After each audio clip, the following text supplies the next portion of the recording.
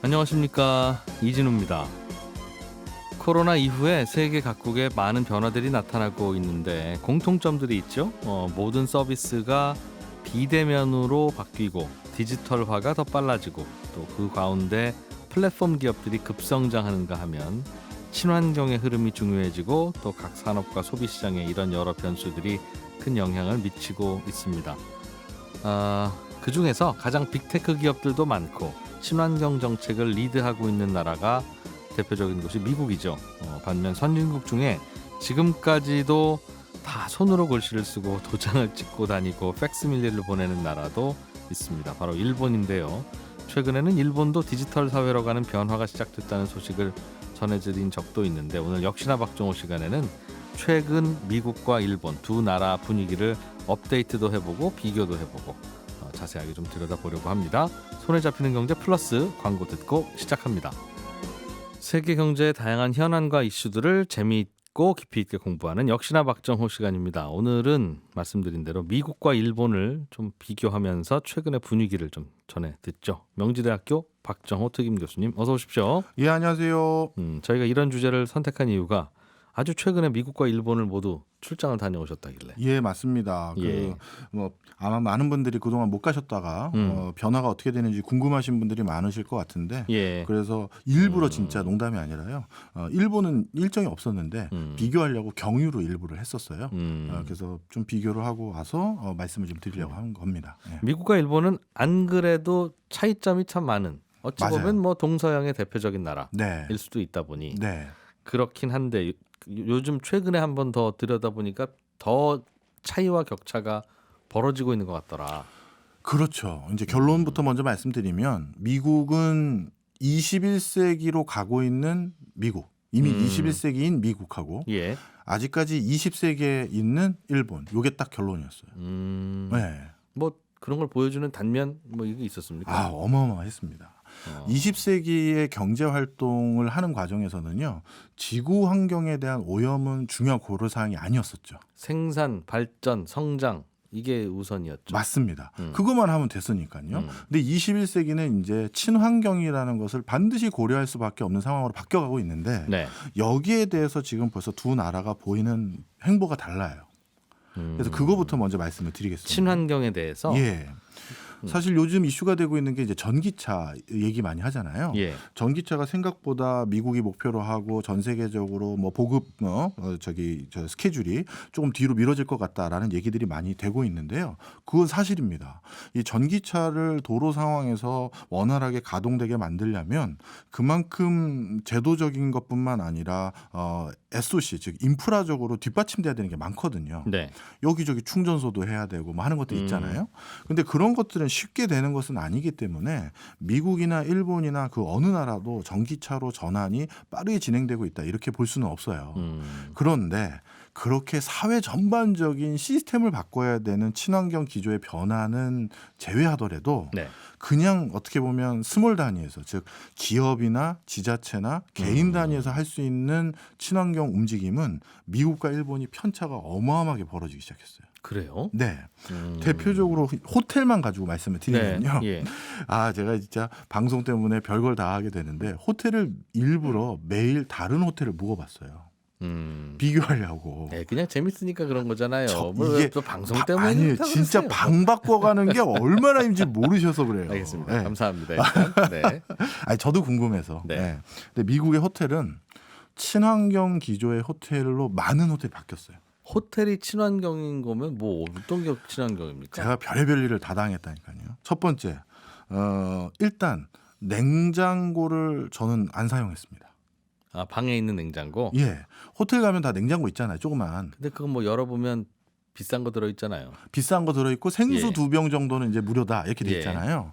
그런데 이번에 미국 호텔을 갔을 때 두 군데가 그 냉장고 앞에 조그만 경고 문구 같은 게 있는 거예요. 그래서 그걸 읽어봤더니 우리 호텔은 친환경 기조를 이제 추종하기 때문에 이 냉장고를 문을 열 때마다 그 횟수를 카운트해서 요금을 부과하겠다는 거예요. 뭐 한 번에 50센트 뭐 이런 식으로? 그런 식으로. 그래서 사용할 거면 확실히 너가 돈을 내야 된다는 걸 인지하고 사용해야 돼. 이게 써 있어요. 열었다 닫아도 얼마다? 횟수에 따라서. 그러니까 열었으면 비싼 음료수 먹으라는 게 아니라 예. 어, 내가 가지고 온 음료수를 거기에 냉장 보관할 수도 있잖아요. 그것도 괜찮으나. 예. 그런데 그렇게 하려도 이제 네가 추가적인 과금을 내야 되고 많이 열었다 닫았다 하는 것 때 그거에 비례해서 돈을 부과하겠다라고 써 있는 거예요. 아하. 야, 이게 일단 충격이었어요. 전기 아끼겠다는 거죠. 그렇죠. 이것도 그만큼 친환경적인 거고요. 예. 그다음에 공짜로 주는 그 생수 있지 않습니까? 그래서 이거 뭐야, 냉장고 인심이 이렇게 박해졌어 해서 이제 생수를 찾으려고 봤더니 테이블 위에 알루미늄 캔으로 딱 되어 있는 생수 2병 같은 게 보였어요. 생수 2캔. 네. 그래서 그거를 딱 들었는데 빈 캔이에요. 그 뭐예요? 뭐냐 하면 그 알루미늄 캔은 생수를 담을 수 있는 용기로 저에게 준 거고요. 생수는 어디 있냐면 저기 그 복도에 네. 공용 생수 정수기가 있어요. 예. 거기서 네가 이 캔을 들고 가서 네가 먹을 만큼 물을 따라서 그렇게 먹으라는 거예요. 왜요? 그 이유가 2가지인데요. 사람들이 생수가 꼭 필요하든 필요하지 않든 그걸 일괄적으로 다 나눠주다 보니까 불필요하게 물을 많이 소모하게 되는 거죠. 그러니까 네가 필요한 만큼만 갖다가 먹어라라고 번거로움을 하나 더 주다 보니 네. 물 사용량을 줄이게 되는 거고요. 아하. 그다음에 일회용 용기에 담겨져 있는 생수병은 또 플라스틱을 또 일회용 용기로 낭비하는 거잖아요. 그렇죠. 그러니까 용기가 재활용이 가장 용이한 소재인 알루미늄. 알루미늄 캔으로 그걸 저한테 주고 네. 그거는 제가 가져가는 게 아니에요. 놓고 거기서 계속 해라. 그러면 그게 어떻게 되냐면 분명 그 막에는 일회용이 아니 지금 누가 사용한 게 아니라는 걸 보여주기 위해서 막혀져 있거든요. 네. 그걸 따닥 소리가 나면서 따요. 예. 그러면 그건 어떻게 하느냐? 다시 알루미늄 재활용하는 회사에다 주면 그걸 다시 캔으로 다시 만들어서 또 쓰게 되는 거잖아요. 아하. 그러다 보니까 일회용 그 생수 병도 아끼려고 물도 아끼고 그래서 생수를 알루미늄 캔으로 빈 캔만 2개 주는 거죠. 저는 그냥 물이 마시고 싶으면 갖다 떠먹어라. 떠먹어야 되는데 나가기 귀찮잖아요. 예. 뭐방 안에 혼자서 그냥 속옷바람에 있을 때가 있으니까 그럼 참지 뭐. 안 먹고 만다. 예, 이렇게 되게끔 만드는 거죠. 베개는 있어요? 베개는 있습니다. 이거 중요한 질문 하셨어요. 그런데 이것도 그 뭐죠? 그 베딩이라고 하죠. 네. 그 침대를 다시 수선해 시트 주는 거. 갈아주는 거. 예. 이것이 전부 매번 하는 거는 그냥 통상적인 금액. 예. 근데 그거를 안 하기를 원하는 사람이면 그 숙박료를 깎아줘요. 그럼 마이너스 옵션이다. 그렇죠. 그러니까 원래는 그냥 다 갈아줘요. 그런데 그러나 원치 않으면 얘기해라. 예, 그럼 좀 깎아줘요. 깎아줄게. 예. 그렇게 해서 그것도 불필요하게 사용하는 걸 이제 줄이는 거고요. 세탁 줄이겠다. 네. 그 다음에 일회용품 없어요? 당연히 없어졌죠. 당연히 없어졌어요. 환경 핑계로 비용 아끼고 있는 거 아닙니까? 호텔이? 저도 사실 그 생각을 많이 했었어요. 네. 그런데 미국 호텔이 그렇게 불황이 아니에요.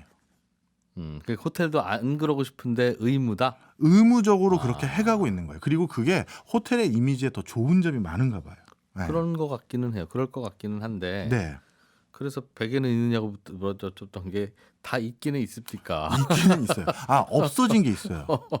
조명 개수가 줄었어요.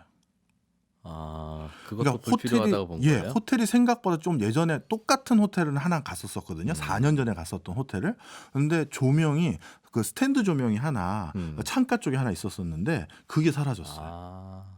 그러니까 굳이 그거는 분위기를 만들기 위한 무드등이라고 하는 그런 용도였는데 예. 그거를 없애버렸더라고요. 그래서 진짜 친환경적인 기조로 미국 호텔들이 이렇게 싹 바뀌었고요. 반면에 일본 호텔은 어떻게 됐느냐? 네. 일본 그러면 사실 친절의 대명사 아니겠습니까? 예. 사실 저는 21세기 호텔로 바뀐 미국 호텔 뭐 이해는 하고 그동안 내가 이렇게 전기도 많이 낭비하고 환경도 많이 오염시켰구나라는 걸 각인할 수 있는 좋은 기회여긴 했었으나 미국은 좀 사실 좀 아끼긴 아껴야 돼요. 근데 우리나라 사용량이 더 많대요. 통계를 보면. 뭘 사용하는 거? 전기 사용량도 1인당 사용량도 어마어마하고 네. 일회용 용기나 이런 것도 마찬가지고요. 개수는 우리가 많을지 모르나 네. 그 미제 일회용기는요. 네. 그거는 그 조금 거짓말 더 보태면 총 맞아도 안 깨질 만큼 두꺼운. 뭔지 알죠. 근데 예. 그건 좀 아낍시다. 맞아요. 그런 좀 그리고- 과잉 포장은 좀. 그리고 전기는요, 말 네. 나왔으니 말인데 그 우리나라가 쓰는 전기 사용량이 1인당으로 나누면 많기는 많은데 네. 그게 다 미국 사람들 타는 자동차 만드느라고 공장에서 돌리는 거예요. 그러니까 우리가 쓰는 전기가 아니라니까요, 그게. 하긴 우리는 생산국이니까. 예. 그렇죠. 예. 그러니까 하긴 그 생각도 있네요. 예. 진짜. 그 사실은 좀 각성은 좀 했어야 되는 나라이긴 한데 그래도 그렇게 빨리 변하네요. 그래서 미국은 하여튼 굉장히 놀랐어요. 예. 그다음에 일본 호텔은 어떻게 됐느냐? 그 워낙 친절의 대명사고 그다음에 더 많은 서비스를 본인들이 스스로 고민하는 곳이다 보니까 음. 더 환경을 의도치 않은 겁니다. 오염시키고 있어요. 일본이 네, 더 친절을 베풀려다 보니 친절과 환경 오염이 어떤 관계가 있어요? 일단 첫 번째로 아까 말씀드렸던 그 예전에 우리 그 호텔을 이용했을 때 기본적으로 이용할 수 있는 거 있잖아요. 네. 냉장고 이용할 수 있고 그 안에 뭐 생수병 그대로 있고 예. 그다음 뭐 이건 다 그대로 다 해고요. 거기다가 더 얹은 거예요. 서비스를 더 하기 위해서. 아, 일회용품 같은 걸 더 줘요? 더 줬어요. 어느 정도냐? 이번에 일본에도 한 3, 4년 전에 갔던 호텔을 똑같이 한번 묵었거든요. 아, 예. 그랬더니만 그 투숙객들에게 주는 일회용품이 이제 조그만 바구니 같은 데 이렇게 네. 들어가 있는데 음. 예전보다 는 게 뭐냐 하면 일회용 빗을 더 주고 빛. 예.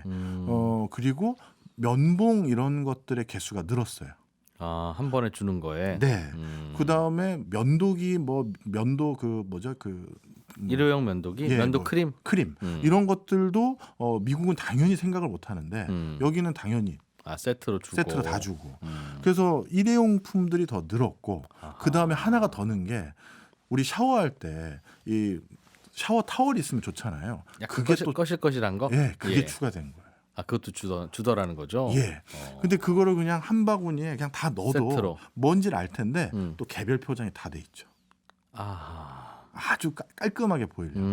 그 샤워 타월 같은 경우도 무슨 다시 비닐로 싼 건 아니지만 네. 샤워 타월 임을 그 영문으로 표시해서 다시 그 종이띠로 한번 두르고. 두른 거예요. 아. 그렇게 해서 또 해놓고요.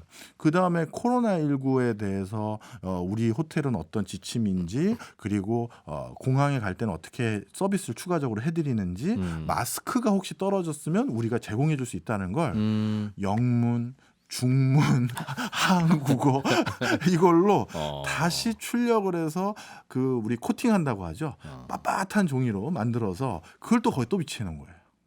근데 그게 서비스 아닙니까? 그게 서비스죠. 저는 네. 그래서 솔직히 일본 호텔에 있었을 때는 너무 편했죠. 네. 근데 그게 사실 그런 서비스라는 게 뭔가를 사용하거나 에너지를 이용해야지만 제공되는 거잖아요. 그렇죠. 그렇죠. 그러다 보니까 제가 아까 말씀드렸던 미국은 21세기로 호텔이 바뀌었고 일본은 20세기를 점점 더 고도화하는 형태로 네. 진화하고 있는 모습들이 거기서 또 보이더라고요. 그 환경에 대한 변화와 압박과 이런 게 일본에는 거의 없다는 뜻인가 보네요. 일본도 제조 강국인데 없지는 않은 것 같은데요. 공장의 생산 단위에서는 하는 것이나 네. 일상에서는 그게 잘 진행이 무감각하다. 안 되더라고요. 그럼 두 번째가 또 하나 더 있는데 그 두 번째도 말씀 좀 드리면 바로 공유 경제입니다. 네. 네. 미국은 이제 호텔을 공항에서 내리잖아요. 그러면 DC 공항이든 LA 공항이든 뉴욕 공항이든 세 군데 모두 예전에는 전부 택시가 전부 줄을 서 있어서 네. 택시 타고 그냥 호텔까지 갔으면 됐어요. 그런데 이제는 택시가 없어요. 공항에 택시가 없어요. 없어요. 그리고 택시 존이라고 하는 존이 굉장히 좁아져 있고 옆에 무슨 존이 생겼냐면 우버, 리프트, 바로 공유 차량 존이 생긴 거예요. 그럼 우버 기사들이 거기 줄 서 있어라. 맞습니다. 그런 거예요? 그리고 사람들조차도 택시를 더 습관적으로 많이 이용하면 그쪽 줄이 더 길어야 되잖아요. 네. 전부 우버 줄로 다 카트 끌고 가는 거예요. 우버가 그러니까 개인이 본인 자가용 몰고 영업하는 택시 같은 건데. 맞습니다. 그때 하고 싶은 시간에만. 네. 벌써 대중교통 시스템이 미국은 21세기의 공유 차량 중심으로 바뀌어버린 거예요. 그래서 워싱턴 DC 시내 같은 경우는 예전에는 뭐 이동할 때 택시 그냥 호텔 앞에 서 있으면 줄기차게 와서 쉽게 잡고 다른 데로 이동하고 했거든요. 예. 그런데 이제는 택시를 잡을 수가 없어요. 택시 개수가 현격히 준 거예요. 우버로 부르면 되니까. 우버를 부르는 게 훨씬 나은 거죠. 혹시 요금이 우버가 더 쌉니까? 이게 우버도 발달이 돼서 예. 우리 흔히 말하는 블랙 택시라고 부르는 거 있잖아요. 고급. 예, 고급도 있고 그냥 우버도 있고 또 우버로 택시도 부를 수도 있어요. 예. 그런데 그냥 사람들의 습관이 그냥 우버 부르는 게 이제 그냥 습관이 돼버린 거예요. 꼭 반드시 싸지는 않을 수 있지만. 예, 그렇죠. 그래서 이제 우버가 더 많아지다 보니까 택시 업종에 종사하는 사람이 반대로 줄어버린 거예요. 우버로 갈 수도 있겠군요. 그렇죠. 그냥 내가 택시 드라이버를 하는 게 아니라 그냥 내 차로 내가 편하게 일할 때 일하고 일하는 만큼 돈 벌고 편하게 일하지 뭐 해서 우버로 전향하신 분들이 많고 택시 운전을 여전히 하시는 분들을 보면요. 전부 나이대가 좀 많으세요. 그 똑같은 일이 우리나라에서 몇 년 전에 벌어졌었는데 네. 우리나라는 그런 것에 대해서 택시 기사님들이 저항을 해서 사라졌잖아요. 미국은 별 문제가 없었는가 봅니다. 그게 이제 미국의 이제 제도가 우리나라랑 좀 다른 거죠. 미국은 법과 제도에 없으면 일반적으로 할 수 있게끔 바라봐요. 할 수 있는 자유를 우선으로 한다. 예. 근데 우리는 규정이 없잖아요. 그러면 일단 할 수 없는 거예요. 규정이 없으니까 해도 되는 거잖아요.라고 창업한 사람이거나 지금 뭐 제도를 뭐 저 새로운 사업을 시작하는 사람들은 그렇게 할 수가 있겠지만 네. 그거는 그 사람들의 얘기고 없으니까 할 규정이 근거가 없으면 없다. 아예 안 된다. 예, 이게 이제 일반적으로 우리나라의 관행이죠. 그러다 보니 그런 공유 차량 서비스가 미국에 먼저 시작됐고 그게 초기에 정착이 되다 보니 지금 그런 변화가 생긴 거예요. 그래서 교통 시스템 자체가 뭐 이제 공유 차량을 이용하는 것을 더 편의성을 높여주기 위해서 공항에서도 우버존이나 따로, 리프트존이 아예 따로 생겼고 사람들도 그걸 더 많이 이용하고 나이 드신 뭐 택시 운전하시는 분들 빼고는 젊은 계층 운전을 업으로 하시는 분들은 다 우버를 그냥 하는 형태로 바뀌어버린 상황이죠. 그런데 일본은 어떠냐? 당연히 공유 차량 존인 같은 건 공항에 뭐 기대할 수가 없어요. 네. 일반적인 택시를 타거나 그래야 되는 거고요. 그건 당연히 거기선 그렇게 받아들이고 거기도 있죠. 체계가 우리랑 비슷한가 봐요. 조금 뭐 수용성이 떨어진다고 이제 좋게 표현하죠. 뭐. 규정이 없는 걸 함부로 만들지는 않는다. 그런 면이 많은 것 같아요. 그러니까 네. 변화는 일단 도전으로 받아들이는군요. 그리고 변화 지향적이지도 않아요. 일본인들이 스스로가. 네. 그래서 이게 또 큰 차이였고 그 다음 또 한 가지 그러다 보니까 또 차이가 또 확인된 게요. 요즘 전 세계적으로 미국 경제에서 우리가 특이하다라고 생각하는 게 있었잖아요. 분명 경제가 안 좋은데 물가도 고공행진이고 네. 미국의 고용 지표가 나쁘지가 않아요. 예. 왜 이렇게 실업률은 낮고 고용률은 높지? 이런 것들을 이제 많은 분들이 의구심을 가졌는데 그럼 미국 경제는 뭐 구조조정 안 하는 건가? 요즘 어렵지 않은 건가? 예. 그 사이에 이 공유 경제를 통해서 새로운 일자리의 뒷받침이 많아진 거예요. 뭐 우버 기사. 우버뿐만 아니라 그 또 배달하는 또 그런 예. 또 업종도 있고 도어대쉬. 예, 그다음에 퀵보드나 자전거 또 관리하는 그런 새로운 업종들 다시 배치하는 업종도 이게 너무 많아진 최근에 거예요. 일자리가 늘었군요. 그런. 그런데 그 일자리는 누군가에게 내가 꼭 고용을 당해야지만 생기는 일자리가 아니잖아요. 그러니까 난 우버 기사는 혹시 취업하셨습니까라고 하면 취업한 건 아니지? 그렇죠. 라고 생각하는 거군요. 예, 그러니까 피고용자이자 고용주의가 되는 거잖아요. 바로 그런 업종들의 숫자가 급격히 늘어나다 보니까 네. 굳이 뭐 내가 구직 활동을 아니면 굳이 내가 회사를 다녀야 돼라는 버퍼들이 생긴 거예요.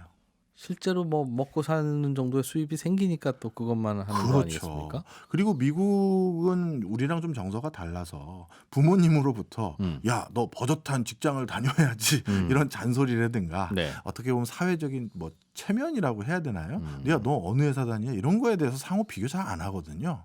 그러니까 직장이라는 건 내 생계를 위해서 내가 필요한 정도의 돈만 얻으면 돼라는 분들도 꽤 많이 계세요. 네. 좋은 회사 다녀도 언제 잘릴지 모르니까 그 그것도 자체가 있고요. 벼슬이 아니죠. 맞습니다. 네. 미국은 또 좋은 회사가 또 쉽게 해고당하는 그렇기도 경우도 하고. 있고요. 예. 그러다 보니까 그냥 나는 필요한 돈이 나는 무력이 그렇게 많지 않아서 우버 같은 걸로 내가 일하고 싶을 때 그냥 편하게 일하고 그걸로 내가 돈 벌었으면 나 한 이틀은 또 쉬면서 집에서 TV 보거나 미식축구 보면서 쉬다가 다시 돈 떨어졌네? 그럼 또 일해야지. 그런 기회들이 생겨버린 거예요. 그걸 쿨하다고 받아들일 수 있다는 거군요. 그렇다고 보든지 뭐 가치관이 다르다고 보든지 해야겠죠. 그러다 보니까 예. 고용 지표상에서 버퍼가 생기는 이유들이 이런 게 생겨버린 거예요. 그러니까 회사에선 채용을 안 하는데. 신규 채용자가 많지는 않으나 네. 사람들은 별로 힘들거나 아쉽지 않다. 그렇죠. 이게 이제 21세기로 가버린 미국 이런 이제 단어를 이제 말씀드린 거죠. 그렇군요. 알겠습니다. 최근에 다녀온 미국과 일본의 변화 이야기 2부로 이어가서 좀 더 자세한 이야기 계속 좀 그럼 나눠보도록 하고 오늘은 뭐 1부는 여기서 좀 마무리를 하면 좋겠습니다. 네. 예. 명지대학교 박정호 특임교수와 함께하고 있습니다. 20세기에 머물러 있는 일본, 21세기로 나아가는 미국. 저희는 2부로 이어가서 계속 이야기 들어보죠. 잠깐만요. 네, 명지대 박정호 특임교수와 함께하고 있습니다. 일본과 미국의 최근 변화. 지금까지 해주신 이야기를 요약하면 미국은 빠르게 변하고 있고 일본은 역시 잘 안 변하고 있고 둘 중에는 미국이 빠르게 변하는 게 매우 피부에 와닿더라. 그 말씀이죠. 일본 안 변하는 거야. 어디에 오늘 일이 아니니까. 네, 근데 일본도 가만히 있는 건 아니에요. 자기 스타일 나름대로의 방식으로 계속 거듭나고자 노력을 하는데요. 예. 그 이제 공항에서의 서비스도 한번 말씀을 드려보면 더 쉽게 이해가 되는데 어떻게 보면 저희 같은 개개인 입장에선 일본이 지향하는 변화가 더 반가울 수도 있을 것 같았었어요. 일단 첫 번째로 지금 전 세계 공항이 코로나19 특히 중국에서 갑자기 터진 이제 뒤늦게 터진 코로나 이제 확산 이것에 때문에 공항 시스템이 지금 많이 바뀌어가고 있거든요. 예. 근데 미국은 이것도 미래지향적인 컨셉을 바꿔가는 거예요. 그래서 공항에 내리면 이제 사람이 옛날처럼 미국 공항에 득달같이 붙어 있지가 않아요.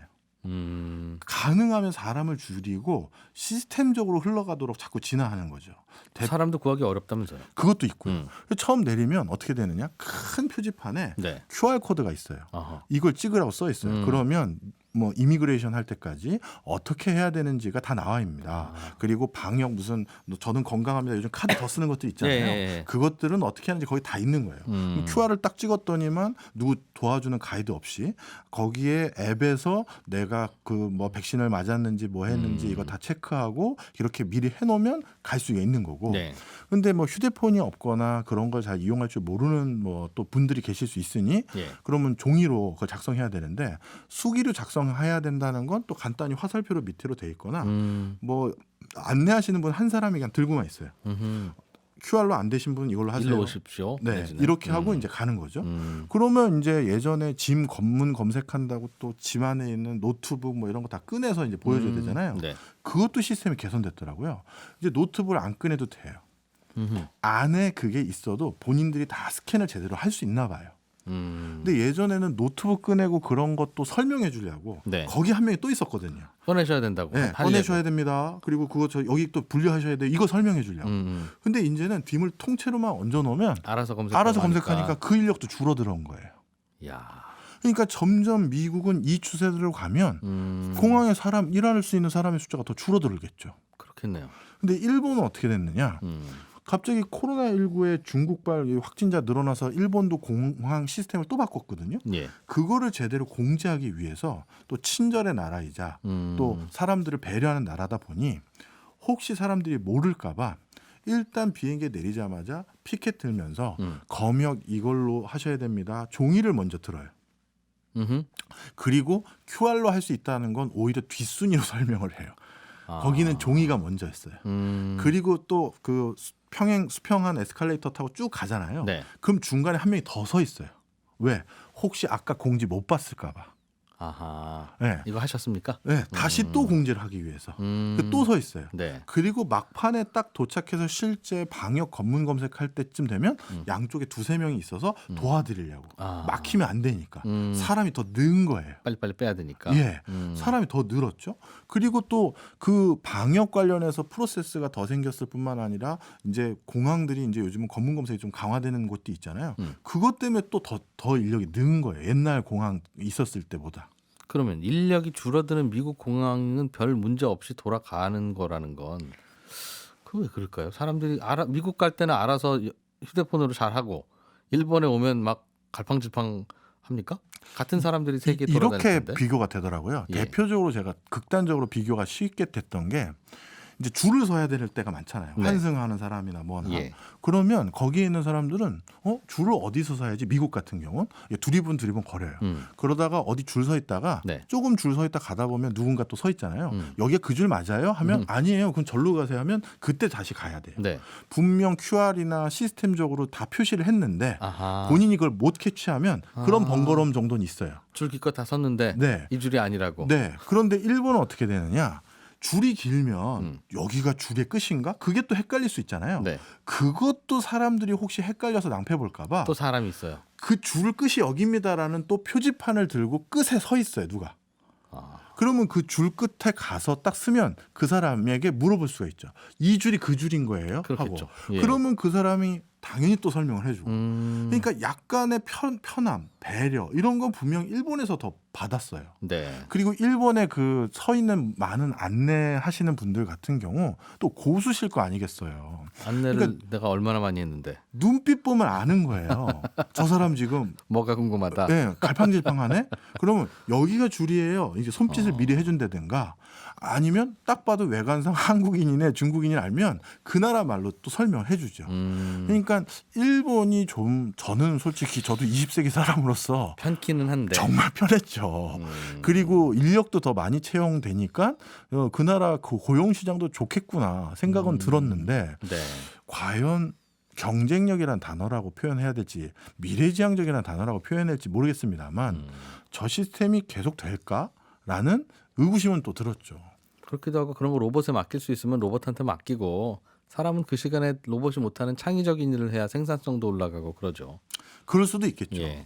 하여튼 그래서 결론을 말씀드리면 일단 이렇게 호텔이나 이런 부분에서도 공유 경제나 이런 것들이 대두되고 그냥 자동화되기 시작하면서 변화를 확실히 느꼈다라는 걸 제가 알 수가 있었어요. 거기서도 미국이 더 적극적이더라. 네.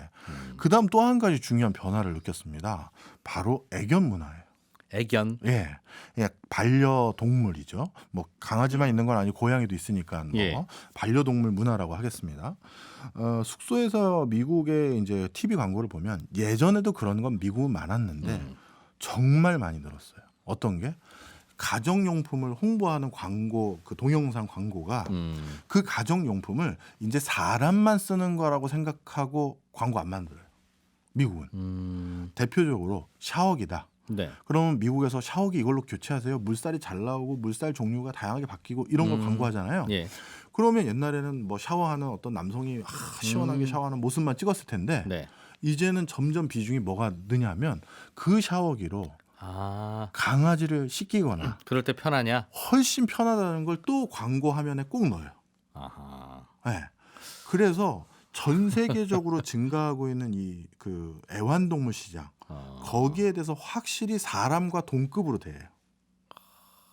그러니까 그냥 개를 샤워하게 하는 모습도 자연스럽게 샤워기 광고에 나온다는. 그렇죠. 그러니까 집에서 쓰는 대부분의 용품을 네. 이제 사람만 사용하지 않는다라는 걸 전제로 깔고 들어가는 게 많아요. 자연스럽게. 네. 자동차 광고는 무조건 강아지 나오고요. 네. 뒤트렁크에 강아지가 편하게 점프해서 탈 수 있다든가 네. 아니면 강아지가 옆에 앉아 있는데 굉장히 강아지가 승차감 좋은 표정으로 차 안에 있다든가 그거는 또 이제 광고에 강아지 나오면 광고의 호감도가 올라가니까. 뭐 그럴 수도 있겠죠. 뭐 네. 비트 비스트 베이비 뭐 저 뷰티 뭐 이런 거 넣는. 뭐 다양한 용품들이 하여튼 그 강아지들을 그러니까 애완동물들을 예. 자꾸 강아지라고만 하는데 이 배려하는 게 기본적으로 다 깔려 있어요. 일본은 안 그래요? 일본은 아직은 아니에요. 근데 일본도 이미 그 자녀 숫자보다 애완동물 숫자가 더 많아진 나라거든요. 예, 거기도 저출산 고령화가 워낙 심각하니까요. 네. 그럼에도 불구하고 사회 전반이 아직까지 반려동물에 대한 수용성이 미국보다는 좀 시스템적으로 떨어져요. 대표적으로 일본의 대형마트들 중에서는 아무데나 그냥 강아지를 데리고 들어가서 쇼핑을 한다든가 이런 거는 사실 생각을 쉽게 할 수는 없어요. 근데 미국은 뭐 대표적으로 우리가 흔히 편의점이나 누구 부르는 뭐 네. 아니면 대형마트라 부르는 데는 그냥 스스럼 없이 개를 개 들고 갖고 가도 들어간다? 되고, 네. 또 공항에서도 그냥 편하게 강아지 끌고 다녀도 되고 거의 대부분이 이제 그냥 사람과 동등한 수준으로 그게 많이 올라갔죠. 그래서 우리나라도 지금 급격하게 애견 문화 이런 게 지금 대두되고 있는 상황에서 네. 그런 부분도 크게 지금 변화가 일어날 것으로 보여지고 있어요. 우리는 어느 쪽으로 갈까요? 보통 예전에는 우리도 요즘에는 담배 피우는 사람들이 특정한 곳에 모여서 피우거나 그 자리를 피해 주지만 예전에는 담배 안 피우는 사람들이 자리를 피했잖아요. 힘들면. 똑같은 건데. 네. 그다음 또 이제 제 또 특이하게 본 게요. 음. 미국인 하면 우리가 전형적으로 머릿속에 떠올리는 이제 전형이 있잖아요. 네. 백인의 뭐 이런 여러 가지 모습들요. 예. 이제 그게 진짜 많이 깨져가고 있어요. 아, 백인이 많지 않아요? 점점 백인의 숫자가 줄어가요. 어. 그러니까 흔히 말해서 유색인종이라고 부르거나 예. 중남미 쪽에서 넘어오신 히스패닉이나 이렇게 부르는 분들하고 이런 비중이 정말 높아지고 있고요. 이건 물론 네. 주마다 큰 차이가 있습니다. 예. LA 지역은 특정 동네 가면 뭐 특정 동네가 아니라 대부분 백인 비중보다 다른 인종의 비중이 훨씬 높아요. 네. 네. 그리고 물론 이제 워싱턴 DC나 이런 데 가면 당연히 아직까지 백인 비중이 좀 높은 경우는 있는데 그러다 보니까 미국이 이제 또 그것도 21세기로 바뀌어가고 있는 것 같아요. 저도 이거 한국에서 느꼈던 충격이 하나 있었었는데요. 이것도 우연치 않은 기회가 있어서 방문해볼 기회를 누가 주셔서 한번 들어가 봤는데 국내 카지노 매장 있지 않습니까? 저기 정선에 있는 거 말고요. 오픈 카지노 말고 한국에서 외국인들을 대상으로 운영하는 카지노 지점들이 몇 군데 있어요. 거기는 내국인이 못 들어가잖아요. 근데 진짜 저처럼 갬블링을 하러 들어가는 게 아니라 저는 이제 거기가 어떤 식으로 운영이 되는지를 볼 수 있는 기회를 준 거죠. 그걸 들어가 봤는데 충격 먹은 게 있었어요. 우리가 외국인 카지노니까 뭐 흔히 말해서 뭐 백인 뭐 다른 인종의 많은 사람들이 있을 거라 생각하잖아요. 대부분 검은 머리예요. 그러니까 예. 한국인인데 네. 국적이 미국이나 캐나다나 뭐 아니면 다른 나라의 분들 예. 꽤 많잖아요. 예. 그런 분들이 꽤 계세요. 그러니까 그 외국인 카지노가 우리가 생각하는 진짜 외국인 전혀 다른 인종들이 오는 게 아니에요. 이게 이제 지금 21세기의 버전이거든요. 그러니까 국적이라는 것에 대해서 굉장히 희석돼 가고 있는 거예요. 조국이라는 개념도 사라지고 점점. 점점 그렇죠. 그래서 자꾸 제 주변에도 그 고민을 해요. 아, 이제 내가 아니면 우리 아들 딸들이 뭐 선배님들 중에서 네. 이제 애가 미국에서 공부를 했는데 캐나다에서 공부를 했는데 그쪽에서 어떻게 할 거냐고 물어봤나 봐. 근데 내가 애 인생이 걸렸는데 내가 아버지로서 이래라 저래라 함부로 얘기하기도 그렇고 박 교수 생각은 어때? 막 이런 거 물어보는 거예요. 캐나다요? 뭐 캐나다인으로 한국에서 활동하면 뭐 어떻게 되고 제가 들은 것만 몇 개 말씀드리고 말죠. 예. 그만큼 이제 좀 다양성이 많아지고 있거든요. 그런데 미국은 진짜 더욱더 그게 극단으로 가고 있는 거예요. 그래서 방송이 기본적으로 뭐 한 2, 3개 국어가 계속 나와야 될 수밖에 없어요. 그냥 이게 외국인 관광객들 오는 곳이 아니라 네. 내국인들만 있는 데인데도 당연히 스페인어 방송 한번 해줘야 되는 거고 뭐 영어는 기본이고 뭐 이렇게 되는 거죠. 그러다 보니 한국 콘텐츠가 미국의 수용성이 높아진 것도 있는 거예요. 아주 생소한 콘텐츠는 아닌 게 되는. 그렇죠. 그러니까 우리 뭐 BTS나 네. 기생충이나 이 콘텐츠의 우수성도 높아졌죠. 그걸 누가 부정하겠습니까? 근데 아무리 높아져도 문화라는 건 선입견이라는 게 있잖아요. 예. 그래서 이건 우리 문화가 아니라 저기 동양 애들이 듣는 그렇죠. 음악이야. 이럴 수가 있는데 미국 시장에 백인들이만 있으면 그러한 콘텐츠들이 그렇게 수용성이 높지 않을 텐데 일단 막 섞이고 있군요, 진짜. 이미 그 나라가 백인 중심의 나라가 아닌 거예요. 그냥 지구인들이 모여 사는. 맞아요. 그러다 보니까 BTS 콘텐츠가 이질적인 게 아닌 거고 기생충 콘텐츠가 이질적인 게 아닌 거죠. 그러니까 좋은 콘텐츠를 만들었는데 수용성도 높아지니까 네. 오징어 게임도 마찬가지고 그렇게 대박이 나는 거예요. 한류가 미국에 확산되는 배경에는 미국 자체가 그냥 인종의 용광로처럼 점점 더 복잡하단 다양해지고 있기 때문이다. 맞습니다. 그래서 미국의 주류는 이걸 되게 걱정하더라고요. 주류가 화이트겠죠? 그렇습니다. 그래서 예. 이번에 만나 뵀던 교수님 중에 한 분이 아주 명문대학교의 교수님이셨는데 제가 한번 물어봤어요. 그 학교도 백인 비중보다 동양인 비중하고 다른 인종의 인도 사람이라든가 이 비중이 정말 더 높은 거예요. 네. 그러니까 학생 식당에서 그 교수님하고 밥을 먹는데 주변 테이블 봤더니 전형적인 백인보다도 뭐 중국인, 한국인, 뭐 베트남, 뭐 인도, 뭐 다른 나라가 훨씬 많은 거예요. 네. 그 좋은 학교에 그 많은 학생들이 온 거죠.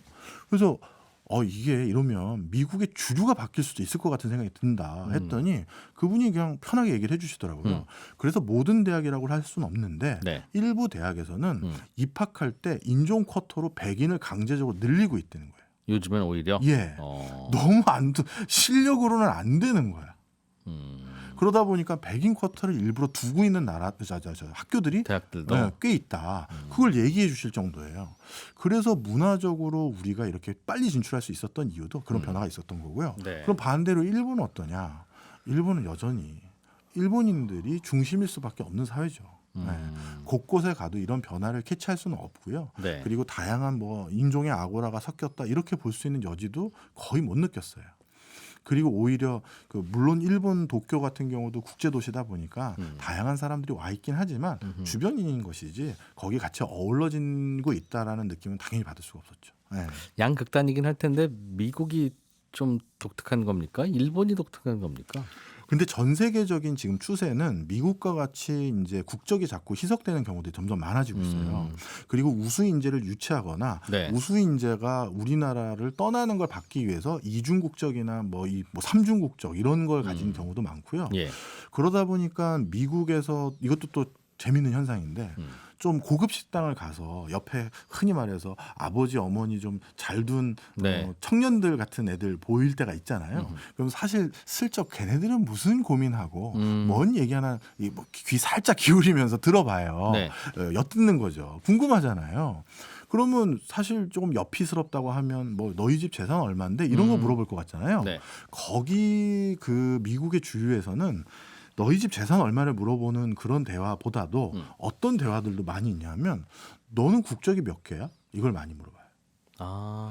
나는 어머니가 스페인계라서 나는 스페인 국적도 하나 더 가지고 있어. 영주권도 이렇게 얘기를 한다든가 뭐 이런 식으로 나도 국적이 2개인데 나는 3개인데 뭐 이런 얘기를 하는 거예요. 그러니까 이게 전 세계적으로 좀 그런 게 좀 경계가 불분명해지는 트렌드가 있었어요. 네. 많을수록 좋아요. 국적이 다양하게 많을수록. 그거는 국가마다 차이가 큽니다.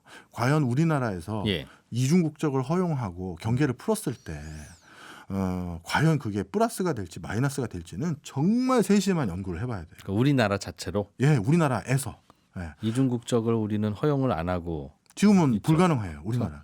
네. 그러니까 특정 다른 나라 국가 국민이라면 우리나라 국민은 일단 아닌 걸로. 네. 그런데 같이 허용하는 나라도 있다는 거죠. 네. 네. 그래서 언제든 2개의 여권을 사용하는 경우도 있고 그래요. 예. 그래서 이제 이런 추세가 미국이 그런 추세 중에 가장 정점이 있는 거고, 일본은 당연히 그렇지는 않고요. 이런 큰 변화들을 두 국가를 돌아다니면서 좀 많이 느꼈어요.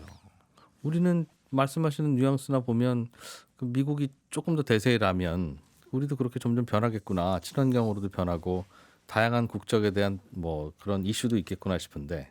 친환경적으로 변할 것 같고요.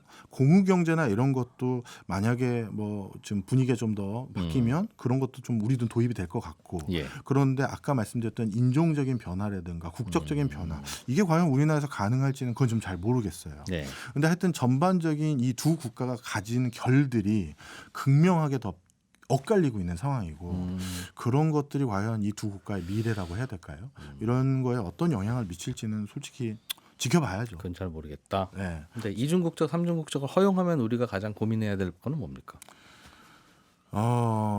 진짜 중요한 뭐 역량 있는 엔지니어라든가 네. 뭐 이런 분들이 진짜 외국으로 가버리는 것들. 예전에는 해외에서 공부를 하더라도 네. 국가의 부름을 받으면 다 왔거든요. 아니면 미국인이 되면 한국인은 죽어도 아니니까. 예. 그런 경우였는데 이제는 막 이런 걸 틀어뜨리면 미국인 겸 한국인이 될 수 있다면 네. 그리고 외화 관리도 쉽지가 않고 자산 또 유출이나 이런 것도 그렇고 참 고민해야 될 게 굉장히 많아져요. 그다음에 군 문제도 그렇고. 쉬운 문제는 아니군요. 정말 쉬운 문제 아니죠. 예. 네. 그러나 고민을 곧 하게 될 것 같은 예감은 듭니다. 좀 그런 생각이 듭니다. 예. 명지대학교 박정호 특임 교수였습니다. 고맙습니다. 감사합니다. 네, 손경제 플러스는 여기서 마무리하고 저는 내일 아침 8시 30분에 또 손에 잡히는 경제에서 인사드리러 오겠습니다. 이진우였습니다. 고맙습니다.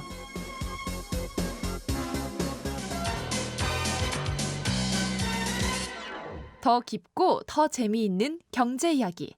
이진우의 손에 잡히는 경제 플러스.